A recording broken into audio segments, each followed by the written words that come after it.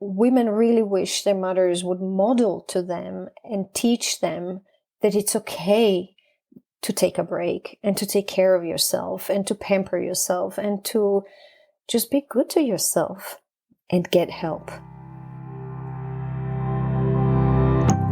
Ever feel like you suck at this job? Motherhood, I mean. Have too much anxiety and not enough patience? Too much yelling, not enough play? There's no manual, no village, and no guarantees. The stakes are high. We want so badly to get it right. But this is survival mode. We're just trying to make it to bedtime. So if you're full of mom guilt, your temper scares you, you feel like you're screwing everything up, and you're afraid to admit any of those things out loud, this podcast is for you. This is Failing Motherhood. I'm Danielle Bettman, and each week we'll chat with a mom ready to be real, sharing her insecurities, her fears, her failures, and her wins. We do not have it all figured out. That's not the goal. The goal is to remind you, you are the mom your kids need. They need what you have, you are good enough, and you're not alone. I hope you pop in earbuds, somehow sneak away, and get ready to hear some hope from the trenches. You belong here, friend. We're so glad you're here. Hey, it's Danielle. This episode is in honor of Mother's Day here in the United States, and I have a really special interview that I'm excited to share in honor of this holiday. Today, I'm interviewing Ana Tajder, who's an award-winning author, journalist, and host of the Thank You Mama podcast, where she interviews women from all around the world with the most important lessons they have learned from their mothers. The Thank You Mama podcast launched on International Women's Day in 2020. It's 90 episodes in and has won 3 awards. Ana talks to CEOs, professors, stay-at-home moms, scientists, Hollywood actresses, all from over 40 different countries. And the focus of the conversations are their mother's life stories, lessons, important issues such as women's rights, racism, immigration, arranged marriages, addiction, sex education, battling cancer, all the things, extremely diverse. It is something Ana is so passionate about, and it comes across in this interview the whole time. We talk about her story and what it is like to grow up with a movie star as a mom. Ana was considering motherhood for the first time at 40 and her experience with that. And she had a really, really hard first 2 years of motherhood. One of the most fascinating parts of this interview is when I get to pick her brain on all of the wisdom she has gleaned from these 90 interviews of things that daughters have really, really appreciated and learned from their relationship with their mom. And inversely, all the things that they wish that they could have had through that relationship and been able to see modeled or be able to grow in. And we get to hear all of that insight in this interview. So I obviously can't wait to dive into this interview. And at the same time, I wanted to say thank you. Thank you for your support in helping me celebrate the 3-year anniversary of Wholeheartedly 2 weeks ago, and had several listeners reach out and say that it was really inspiring and helpful to kind of hear what it looks like to start from ground zero. And they shared their own business ideas with me and where they're at. And so it was just so exciting to be able to light a fire under them and show them that it's possible. And yeah, go ahead and take that step yesterday. The Survive Your Strong-Willed Child Without Crushing Their Spirit free training was also a huge hit. There were so many people that reached out to me right afterwards that missed it, waiting for the next one. So I ended up starting a wait list to be notified when I set the date for the next one. I haven't done a live training like that since like August, so I didn't have plans for another one, but I am going to do it because there was so many families asking, and I feel like it's the information that I was put here to share. So I'm going to do that. I don't have that set yet as of recording this, but check the show notes or find me on Instagram, and it'll be in the link in my bio where you can either sign up for the waitlist or register for the next round. Wholeheartedly Calm is also starting this week, so I'm super excited to kick off the 11 weeks with these families that are diving in, really committing and investing in their parenting toolkit, taking control of their patience, and really wanting to dive in with other parents that are on the same mission. So if you're new to the podcast, your first step is to download my Calm Big Emotions free guide. If you have a strong-willed child that has any amount of tantrums or meltdowns, that is going to be your first place to start. And it's in the show notes, or go to parentingwholeheartedly.com/emotions to go ahead and take advantage of that.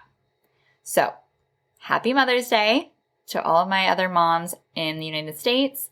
Go ahead and enjoy this interview as you reflect on your relationship with your mom, your relationship with your daughters, or just your role model as you go here as a mom.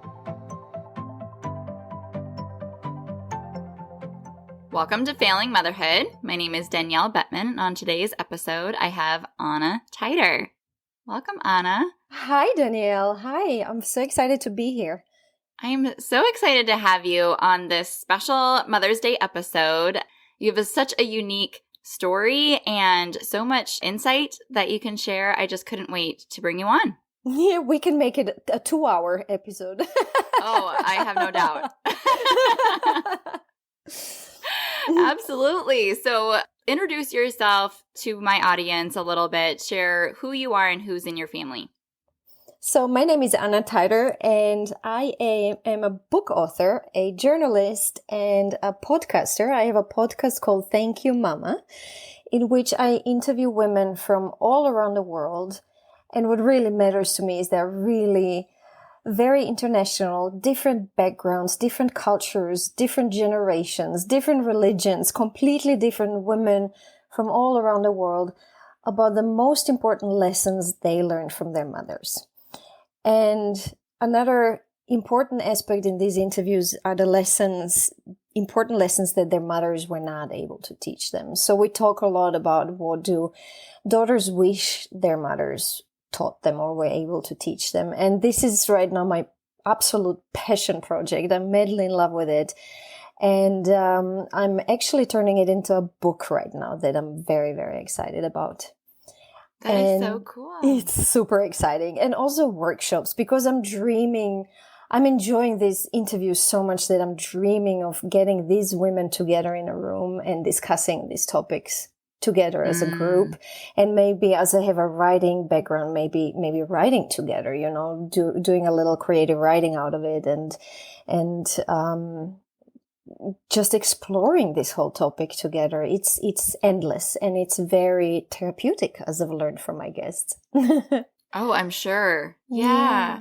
When I heard about the concept, I was immediately curious, and I feel like we could dive so much into what you have gleaned. But before we get there, I want to know more about you and kind of like where this project started. But first, I have to qualify to see if you're one of our people. Have you ever felt like you were failing motherhood?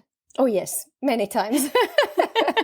And I love your podcast for this concept and for this topic, because we women really, really need to admit this to each other and support each other. And, this knowing that you're not alone in it helps so tremendously. It really does. It does. Yes, it does. It's validating and needed, so that we can feel like we have the compassion to offer ourselves. Absolutely. And then offer that compassion to others. And so I'm glad you agree. And to learn, like you do through your podcast, and talking to friends, to learn that each motherhood is so completely unique and different, and each woman's life is different, each woman is different, each baby is different, that there's no rules. You can't fail something where there are no rules. Oh, right? Yeah, absolutely. We and didn't sign the terms and agreement, or the terms and conditions when we started. If only there were some to give us a hint. Yeah. So tell me more about your early motherhood. What did that transition look like for you, and what were some of the initial years characterized by? Unfortunately, my very early motherhood was marked by the return of my husband's cancer. Hmm. And he had testicular cancer. He was diagnosed with testicular cancer just after we got married, and went through very urgent surgery. And the doctors advised him not to do chemo, preemptive chemo. They said if it comes back, he can do chemo then. And it's very effective. Testicular cancer is one of those cancers that are healable. Thank God for that. Mm-hmm. And to be honest, so once he went through surgery and one of his testicles were removed, he was ready for the baby. He's like, he felt how fragile life is and how we might be running out of time, and he was ready. And I was never the kind of a woman that knew that a baby is definitely, it definitely has to happen. To me, I was quite relaxed about it. Will I have children or not one day? And it did not, to be honest, it did not feel right to be pushed into this, but I love my husband, and, I had no reason to say no to this. I remember being nervous and saying to him at one point, I'm so nervous that we'll have a small baby and your cancer will return and you'll have to go into chemo. So I was 40, and I want to mention that because it's very important to me to take away the pressure from women about the biological clock. I had absolutely no problems getting pregnant at 40 and had a beautiful pregnancy, and my son is beautifully healthy, was and is. That's great. Yeah, and I really don't like it. And I'm very grateful to my Austrian OBGYN back home, who was always telling me since my early 30s, he's like, don't stress, you have time. Because I hear from women that some doctors stress their clients, patients, and they're like, oh, you're already 33, you should think of a baby. And I was so grateful that he never ever, he was always like, you're perfectly healthy, you're perfectly fine, don't worry about it. And so Kai was born, and this was the first time when I felt like I was failing motherhood, because I was shocked about the change in a woman's life when the baby's there. Suddenly, your body is not your body anymore. It's a different body. I couldn't believe what happened to my body. Your time is not your time. Your energy is not your energy. What you eat is not what you eat for yourself, but what you eat for this little human being. And you have to be careful what you eat because you feed them. Everything was suddenly turned upside down, and I really had a rough time, maybe because I was an older mom, and I spent a lot of my life as a single woman, and I was maybe very, I don't know, self-centered, but it was a shock to the system, to be like, oh my God, my life is not my life anymore. It's a shock for all of us. Yeah, I know. And nothing can prepare you for that, until you experience it and you're like, Jesus, what's going on? Thankfully, my mom was there. She flew from Croatia to Los Angeles. Kai was born in Los Angeles, and I'm endlessly grateful to her for that. I think it's the most beautiful present anybody has ever done for me in my life, was having her there. She really helped. She took the first night shift, so she would let me sleep from, 10 till 2 a.m. I got batches of sleep, and she was spending the evenings with Kai, and she was super, super, super helpful. And then when Kai was 5 months old, my mom flew back. I found a nanny who was coming in to help a few hours a week. And I think she was in for a week. I went for a hike. I went for a yoga. I finally got this little bit of time for myself and felt like I'm gaining myself back, like, oh, hello, Anna. Life can be normal in spite of a baby, like we can do all of this. I can have my yoga back. I can have my hiking. I can have my 2 hours of peace. And it felt really amazing. And this is when Nick's cancer diagnosis came back, to a huge shock to the system. It was, they told us he went back into those checkups every, I think, 2 months. And they said, if it's not back after 2 years, you're clear.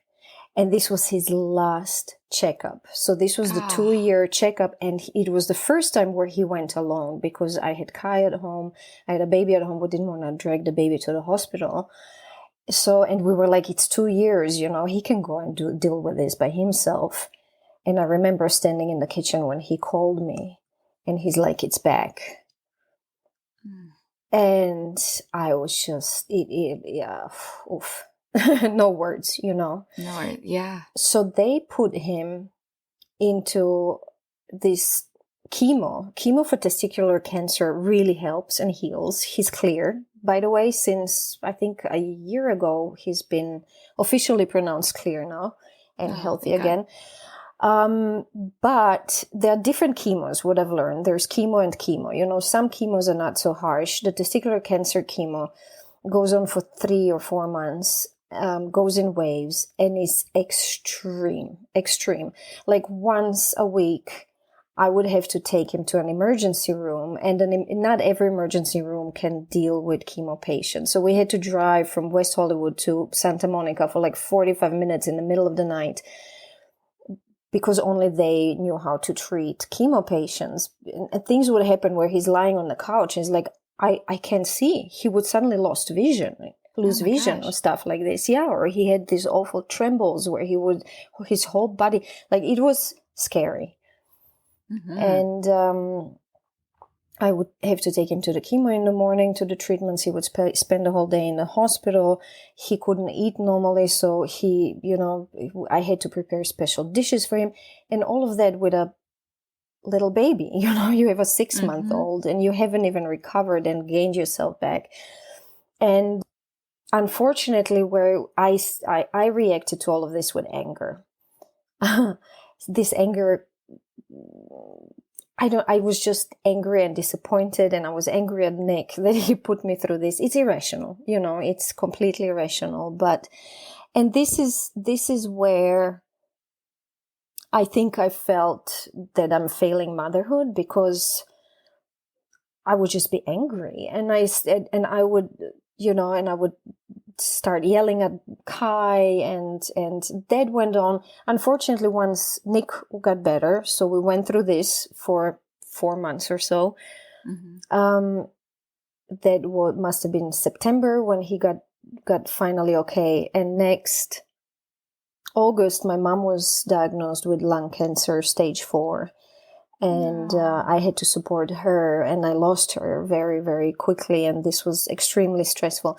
So all of this, and Kai was only 2 years old, so much challenge, so many challenges happened while he was little that caused me to become very stressed out and angry. I would shout and I would yell.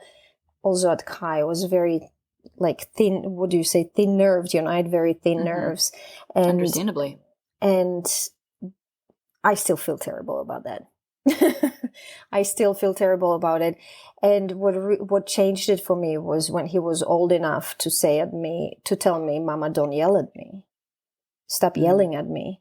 And I was like, oh my God, what am I doing? This child it's not his fault. He's the last person in the universe who should be the target of my anger. And I worked really, really hard on channeling that in the other ways or dealing with it, and just that day when he said, Mama, stop yelling at me, I was like, I'll never yell at this child again. And I have to very proudly say I managed to not do that anymore. He is, wow. Yeah. I mean, of course, every now and then when some stupidity happens, you're like, oh my God, but it's not. Nobody's perfect. But no, it's not what it used to be. Wow. That despite that much trauma and stress and circumstances and logistics, that's a really, really heavy way to foray into motherhood. It is. And I feel a little robbed, of those first months. And I'm like, I don't know, instead of enjoying these first months and years of his, I was tending to other people. Other people had their dramas that I loved. Mm-hmm. I mean, people that I loved, not dramas that I loved. And I feel a little robbed of that. And I feel guilty again that the stress made me be not the mother I wanted to be. Mm-hmm. Yeah, you did not know what would have been on the other side of that decision to become a mom, what you were signing up for, what those circumstances were going to look like. And there's just no way that either that you have the coping mechanisms and strategies and everything to set you up for success because you don't even know what you're walking into. So how can you? And it's funny, that's what I felt on a practical level while, when you're pregnant and you're preparing like the baby room and buying things and getting stuff ready. And I was trying to do these things and I was like, this is like getting ready to go to, I don't know, planet. I have no idea, another planet, but not knowing what's there. That's how it felt for me. And that's practically getting ready for motherhood by, buying things and organizing practical things.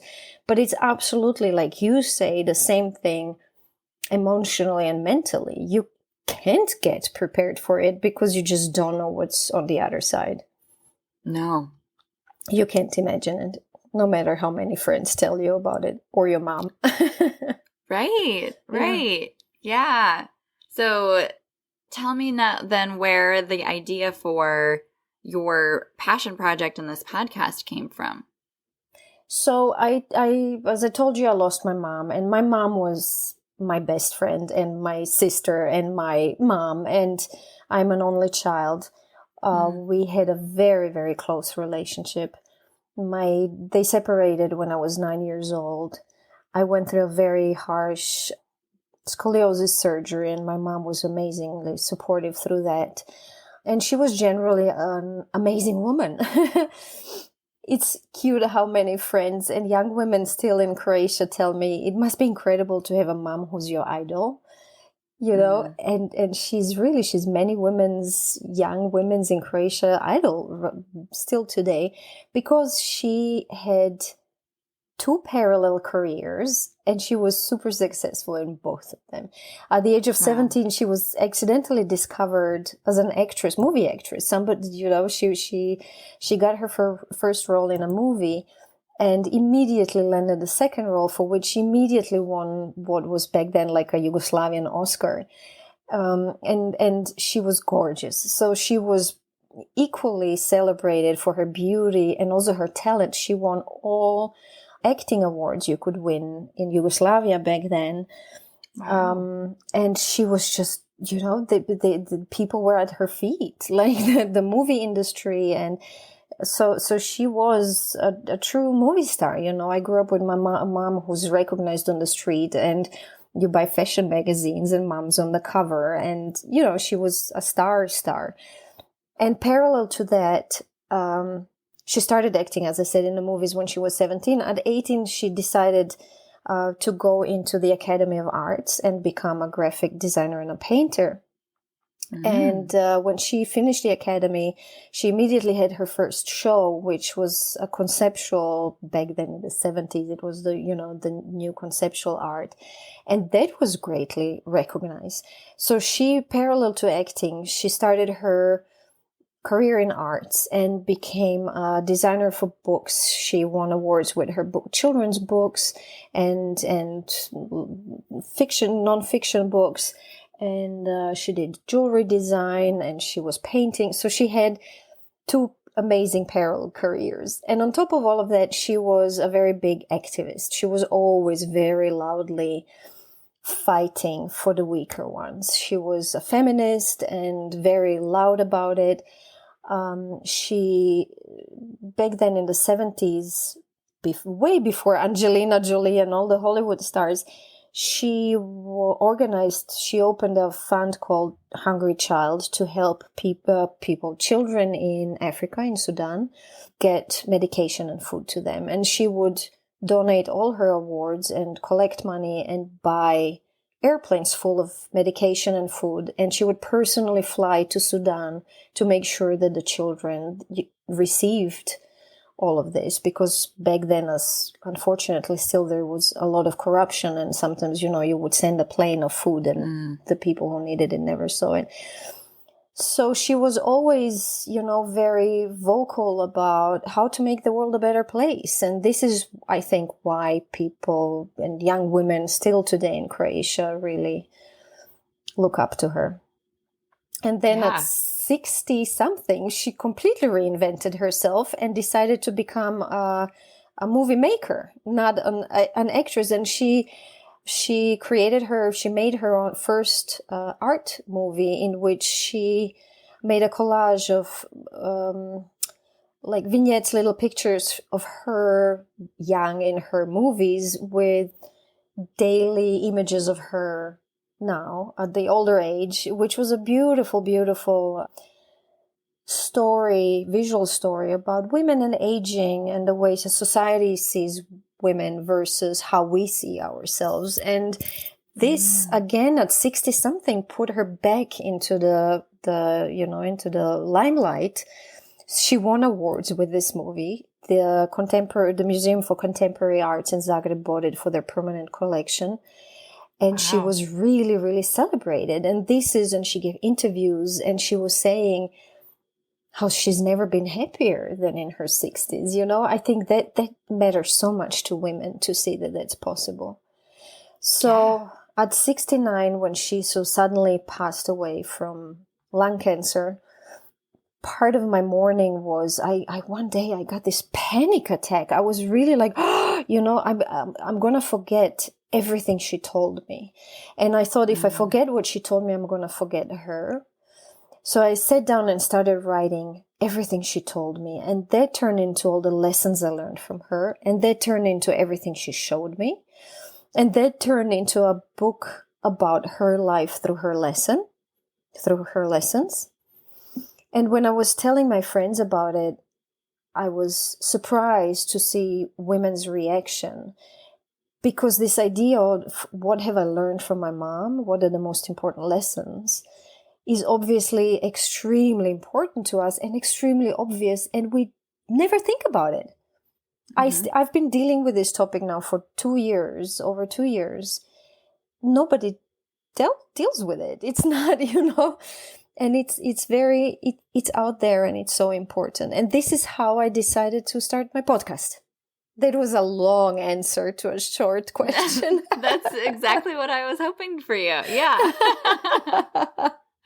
Exactly what I wanted to hear, because that's the whole backstory. That's the whole heart of this episode, is finding out everything about this project and where it came from and your heart behind it and all of that. And I think it's so important to know where things come from to really value and respect and learn from them. So thank you for your willingness to really just paint that picture, because now I feel like I know your mom and I want to know her more. And I think that's really, really precious and special. And so did you run into conversations with women that did not have a very close relationship with their mom? Oh, yes. You know what's beautiful? I'm right now in the phase, I always encourage, in the beginning, you're shy as a interviewer and podcaster. So women would say, oh no, I had a terrible relationship with my mom. And I would be like, okay.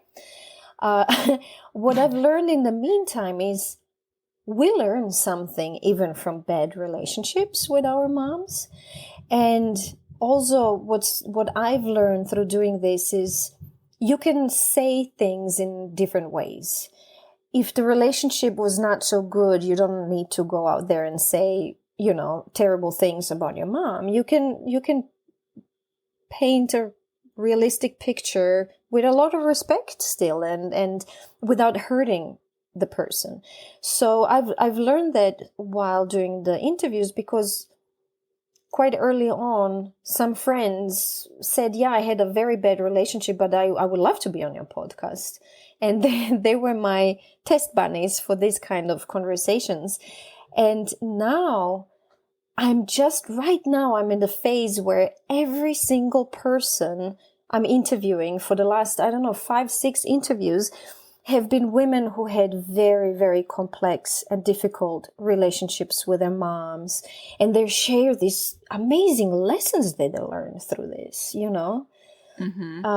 So that I find this very, very exciting. And I find it beautiful. I started researching the topic. So I bought all the books about mother wounds, you know, mothers who can't love and all these other things, because for me, it's so foreign. I had such a beautiful, my mom was definitely not perfect, you know, far away from that.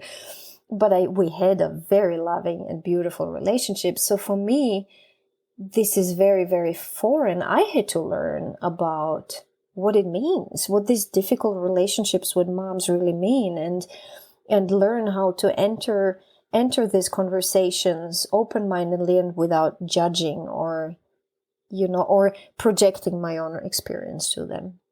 Sure. Yeah. I mean, that's a whole journey for you in itself, for a learning and understanding of others, and then getting to see how that really plays out through their answers and through their experiences and stories that they share.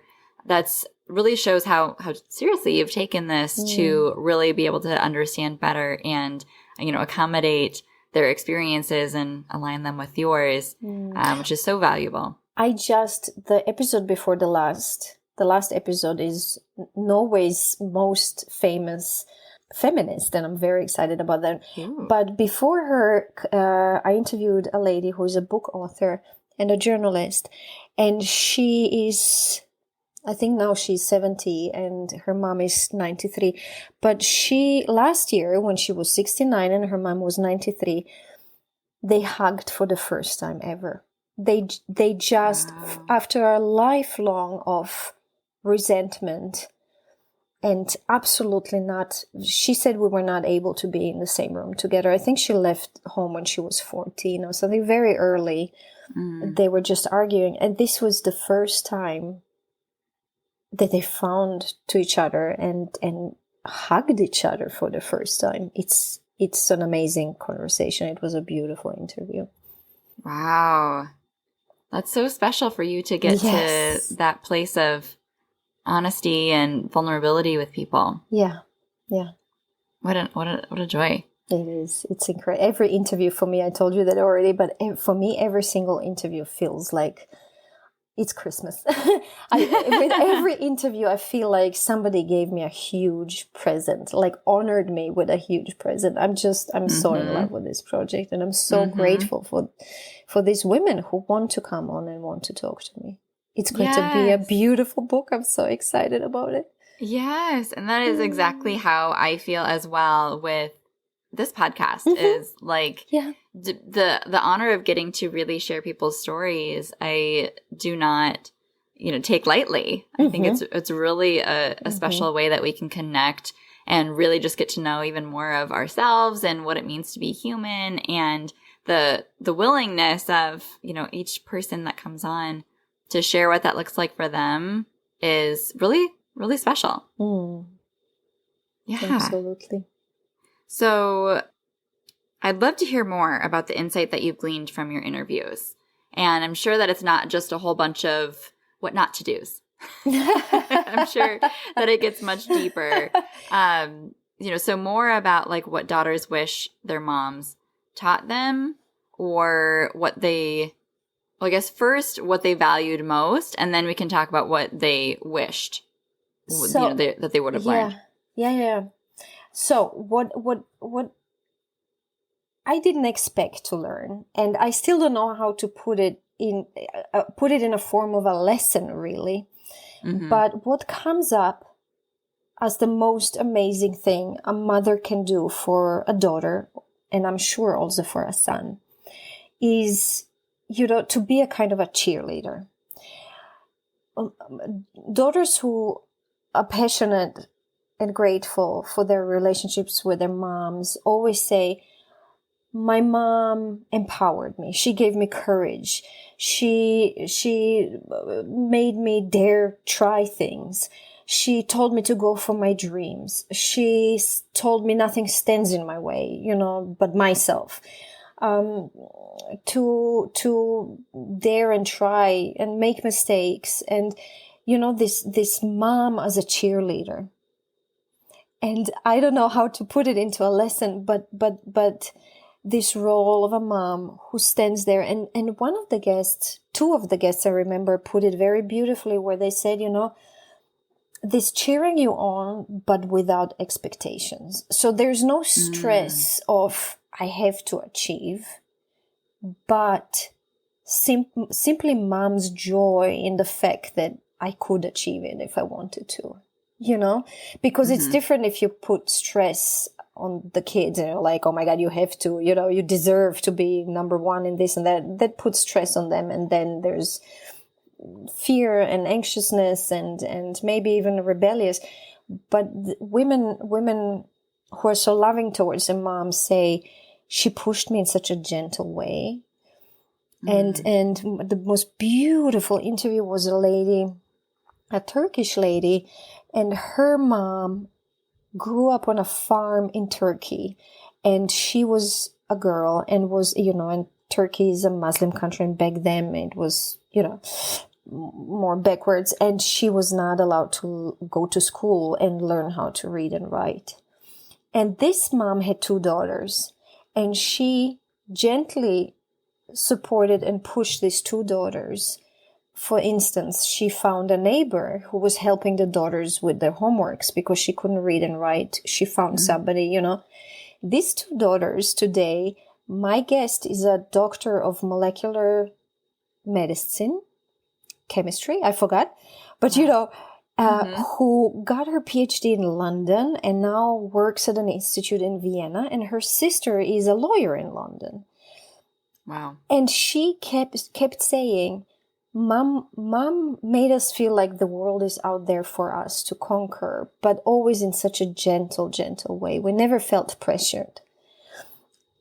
And that really stayed with me, that one example. But there are more, of course. But this mom as a cheerleader who does not exert pressure and does not, put expectations out there.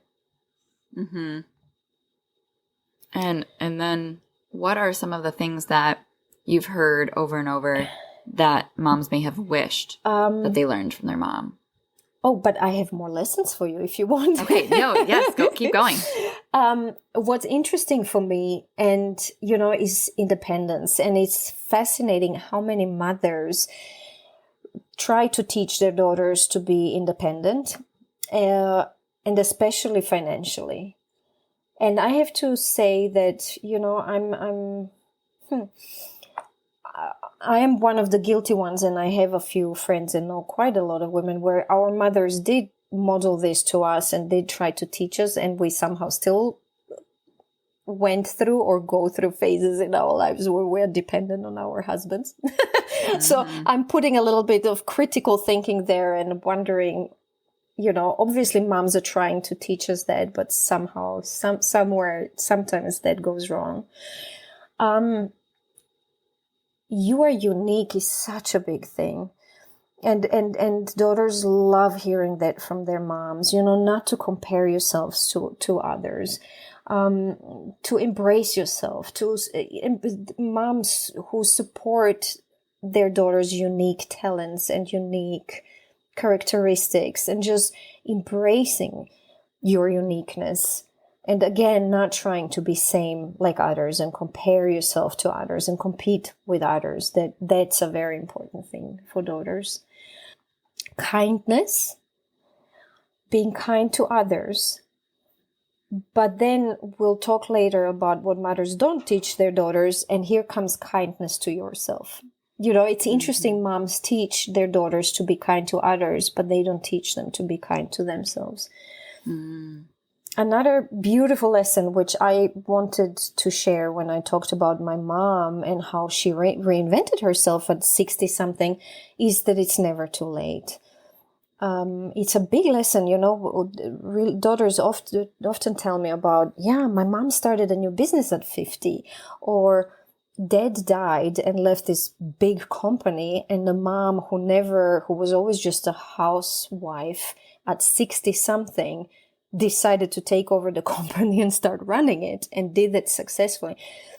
this idea that we shouldn't be scared of aging, and that there are second chances, and that divorce is not scary, that you can be happy after a divorce. As one of my guests put it, one person doesn't ruin you for everybody else.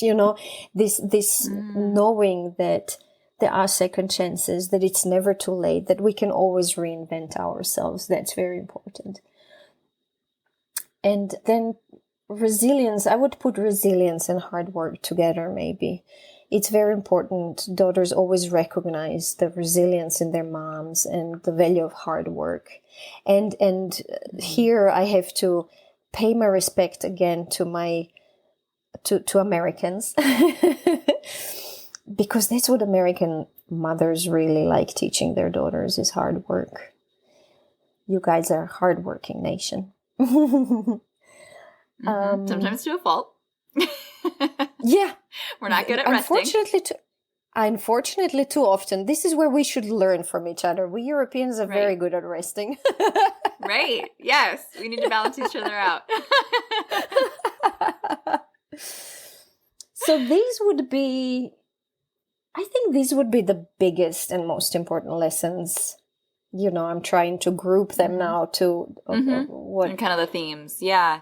And were they mostly things that were taught like verbally, like sit down conversations, or were they more lived out through like their actions? Yes, how are these things taught? I love it that you're asking, because I just posted about this today. Because my last interviewee, the Norwegian feminist, she said, my mom taught me to be a feminist. I was born feminist, because I grew up watching my mom do these things. She would go to work, then she would cook dinner, and then she had her feminist friends over, and they would change things for women in Norway. They literally fought in the 70s to get the paid maternity leave and preschools and all these amazing things Scandinavian countries offer women right now. Her mom's generation fought for that in the 70s, and she said, so they would talk about these things, and I would hide around the corner and watch. And this is the quote that I posted today.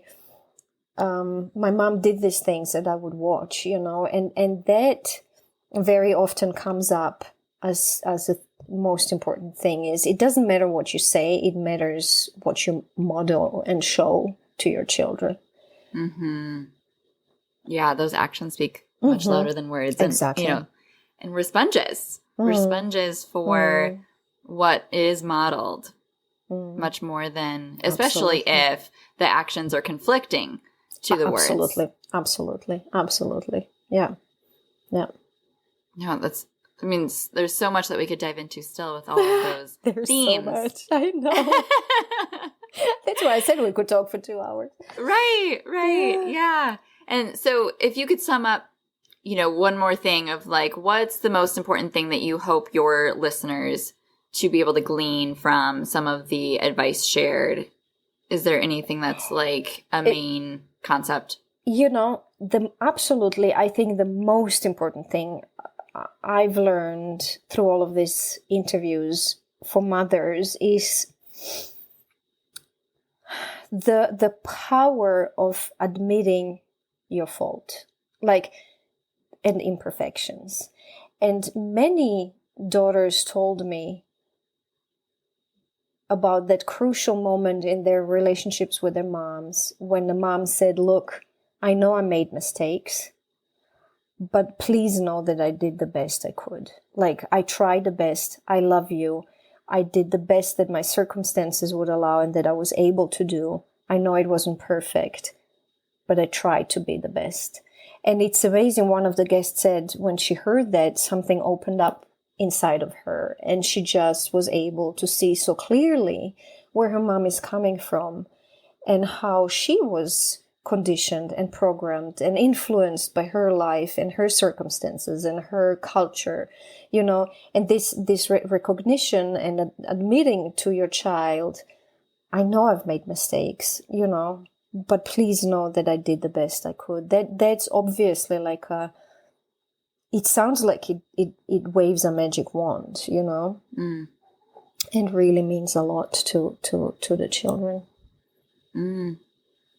Yeah.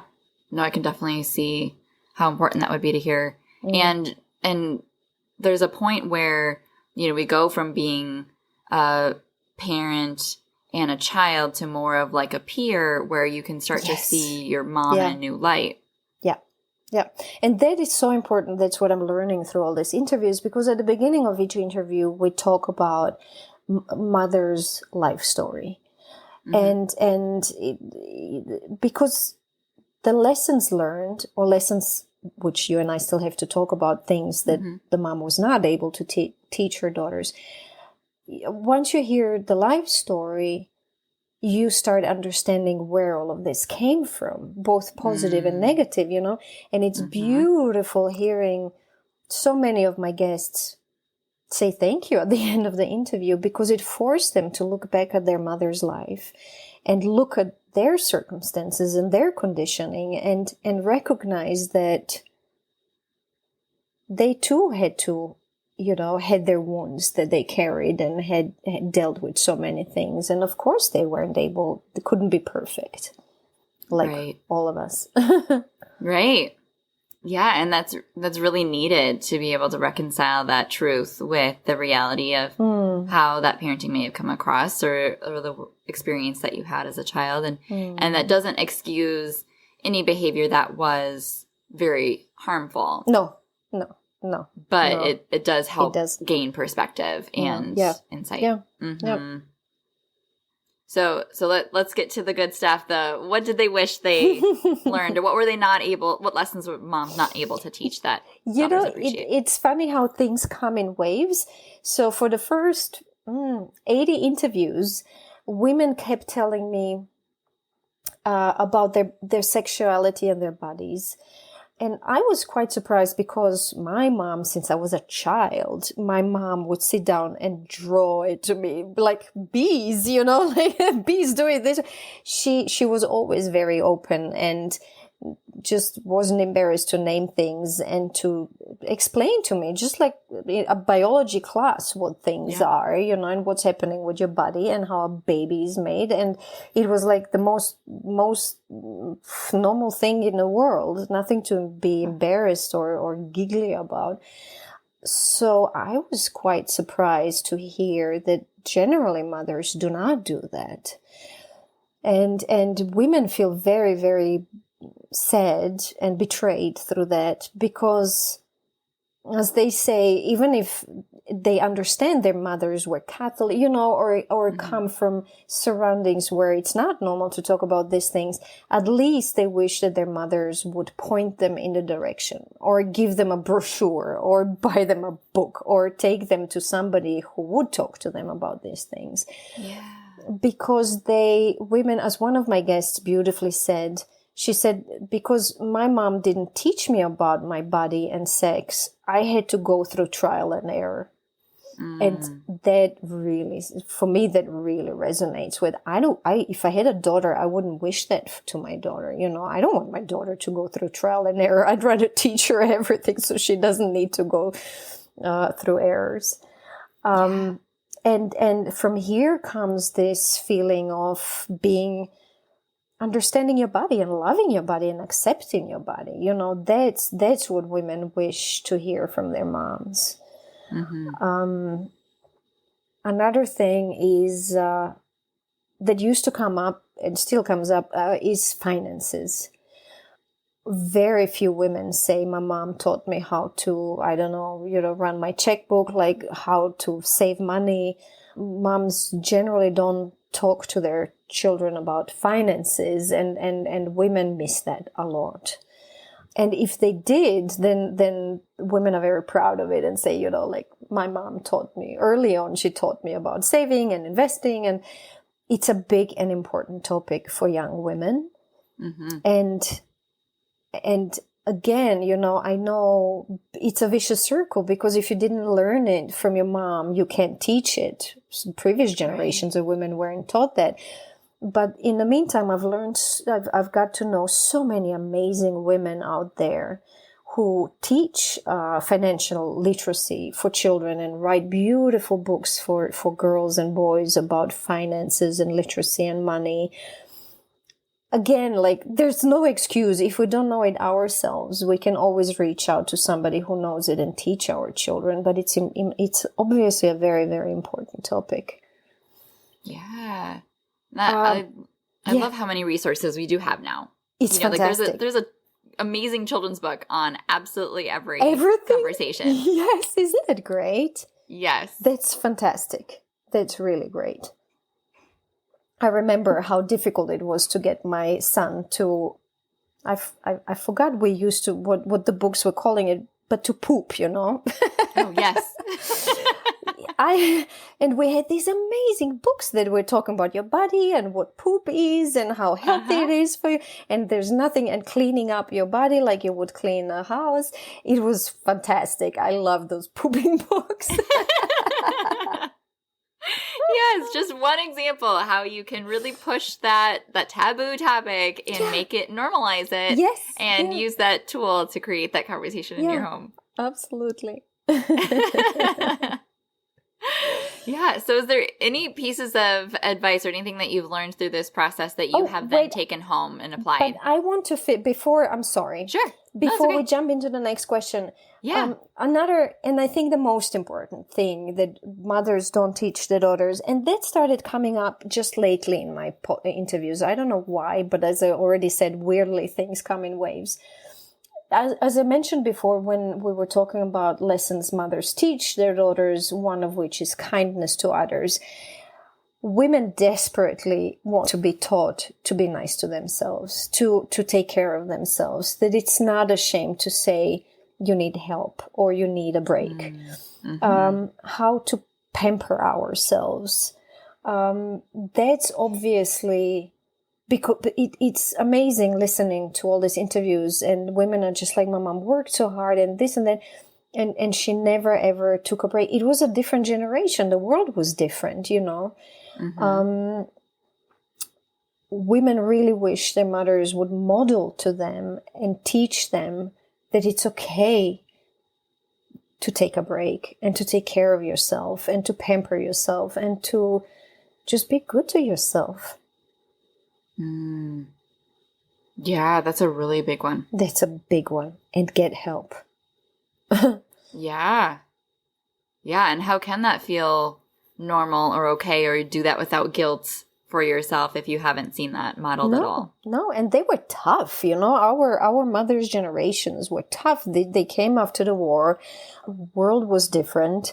They worked hard. It was just a different world, and many of my interviewees are, they're daughters of immigrants who worked so hard to give their children a better life, and there was a lot of self-sacrifice, a lot of hard work, and no space for yoga. Right. But we today should be allowed some space for yoga. Our mothers earned it for us. Yes. Yeah, that's a great way to look at it. Thank you, Mama. Yes. Oh, no, those are such important lessons and like really big topics, but I like the way that you kind of summarized it into these themes of finances and, sexuality and their body image and being kind to yourself and taking a break.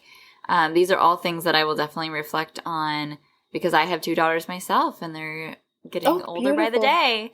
Yeah.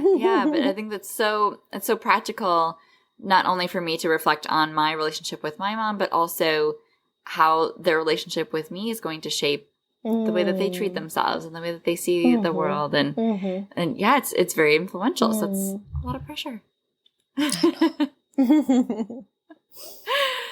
So is there any ways that you've changed your parenting? I know you have a son, but anything that you've started to do as a result of this and in your own home? I became even more aware of the traditional roles that my husband and I slipped into. And I am very consciously talking to my husband about us doing something to change that, and me trying hardly to change it as well on my side. because I feel bad, and I don't want. Kai has watched enough of Mama cooking dinners, and Mama repairing pants, and Mama doing all these traditionally female things. So this interview has really opened my eyes even more towards that. So we are working on that. And definitely the first and big lesson that I spoke about, being this big cheerleader for your child. I'm trying to incorporate that really with him. I'm very consciously practicing that. And that lesson of uniqueness, and that it's okay to be different and unique, and that you don't compare yourself to others.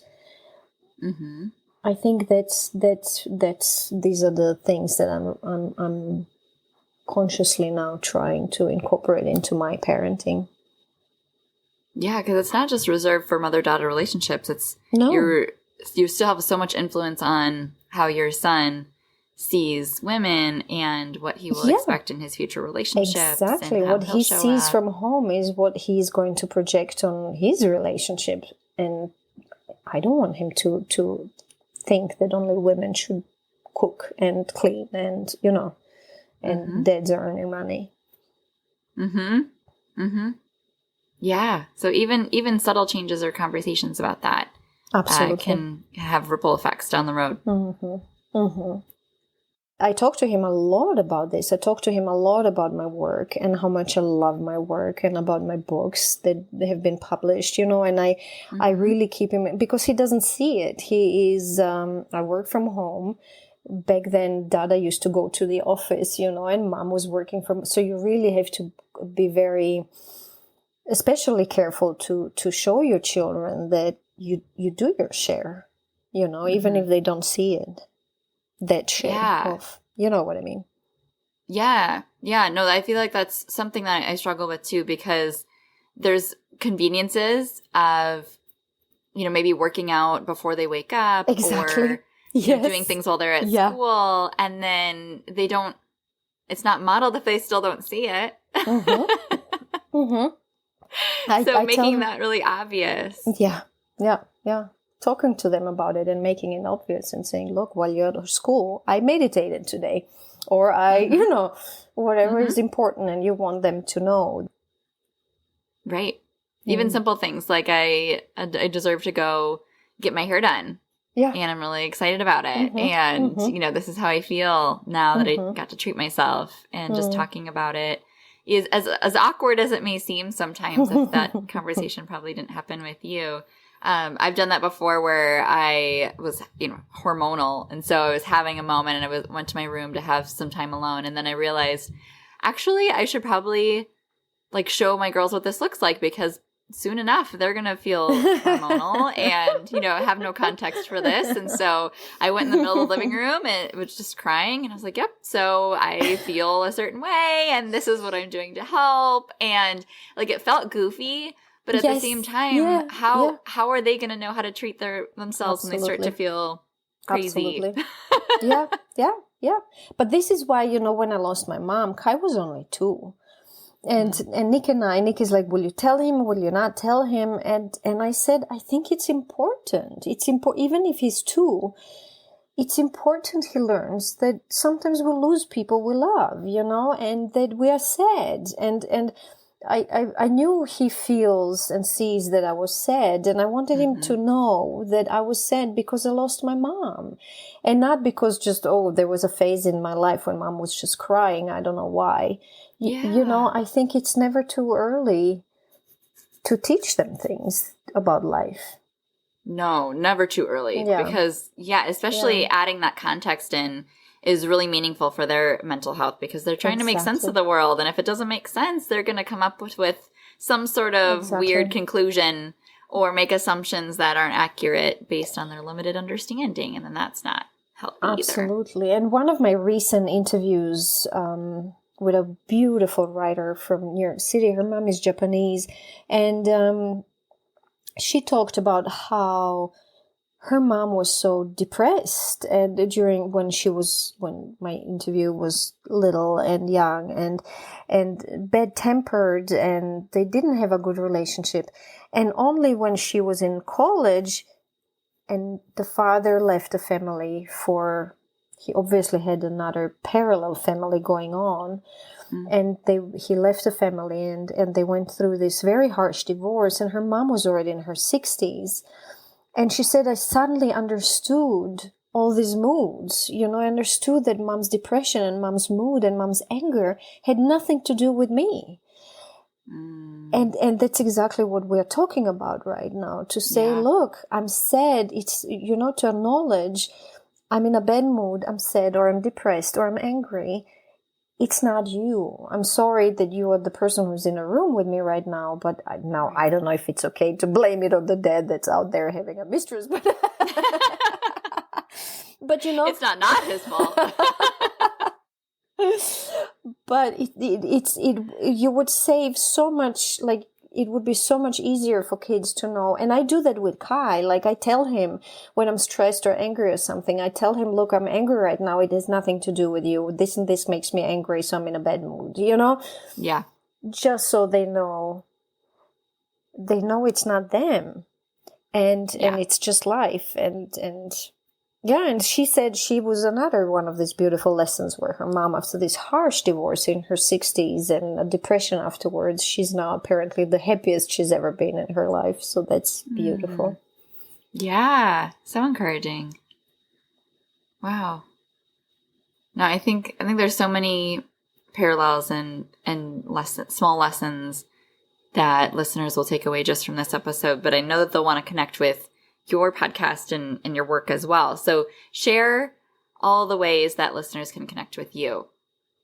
The listeners who can listen to the podcast everywhere where you can find podcasts. It's called Thank You, Mama. They can find me on my website, which is tajder.com. It's TAJDER. And they can also find me everywhere on social media. I'm everywhere. I'm on Twitter. I'm on Instagram, Facebook, LinkedIn. And there's only one Ana Tajder in this world. You have the market cornered. Yeah, I do. So I'm out there. All right. Well, I'll have those links in the show notes as well, so they can just click and find you there. Mm-hmm.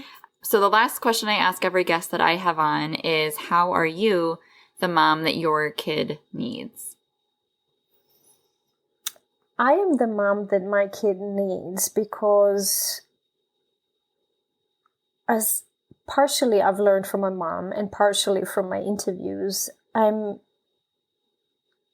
very open to him. It sounds simple, but I'm very open to accepting who he is, what interests him, what he needs, and never going against it or trying to push some kind of my expectations or agendas onto him. And just seeing myself as being there to cherish that and support that, all these amazing, unique things, talents, emotions, thoughts, ideas he is. Yeah. So cool. He's so lucky to have you. Oh, thank you. Oh, that's such a gift to be able to give your child, is really just being a student of them and mm-hmm. Learning day in and day out who they are and loving them for it and encouraging them and being their cheerleader. Yeah, and being open to them and being open to connecting to them on their level and not on our level and our expectations and our programming, Mm-hmm. That's huge. Yeah.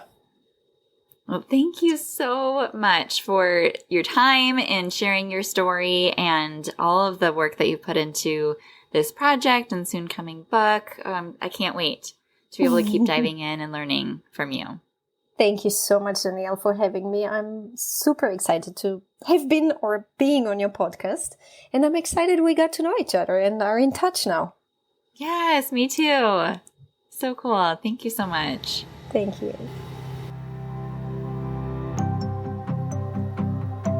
All right. Well, happy Mother's Day. Hope you're getting pampered, or you're just at least asking for what you need today and not having guilt or shame about that, go find the Thank You Mama podcast and connect with Ana in all the places, and leave a review for Failing Motherhood if you are listening, and share it with a friend. That is the only way that we grow, so I appreciate that support so much. Thank you for coming on this journey with me. I believe in you, and I'm cheering you on.